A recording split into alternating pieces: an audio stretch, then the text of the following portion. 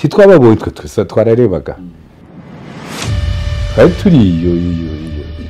twari turiyo dufunzwe ntawagomba kubabona kutugeraho wagomba gufungura inzugi ndwi tubaho dutegereje tuti nibiki byabaye aho tugiye twumva inzugi ziragenda zifungurwa wumva ari isasu rikubise padlock cyangwa ingufuri hanyuma tugiye tubona agasore kari mu myaka 20 kuzamura gafunguye ingufuri zari zifunze kuri yo kasho yacu.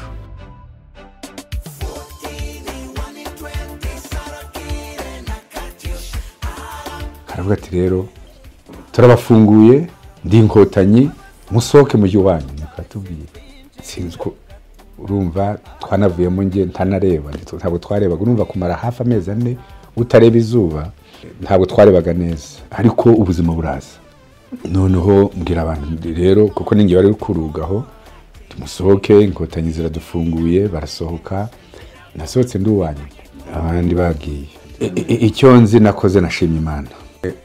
Icyambere nuko nshimira RPF Inkotanyi mu mbaraga bakoresheje bayobowe na nyakubahwa Perezida wa Repubulika utuyobora ubu niwe wari uyoboye urugamba bakanshungura bakampa ubuzima bagafatanya n'Imana iki gikorwa gikomeye kuko bumviye iby'Imana bategetse barabikora. Ubu rero urubyiruko turi kubwira n'urubyiruko rwavukiye muri paradizo hari amateka meza bagomba kwigira ku rubyiruko rwampaye ubuzima.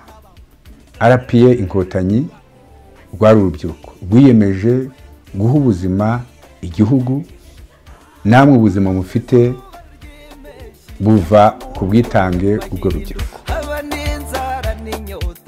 Inkotanyi turakomeza.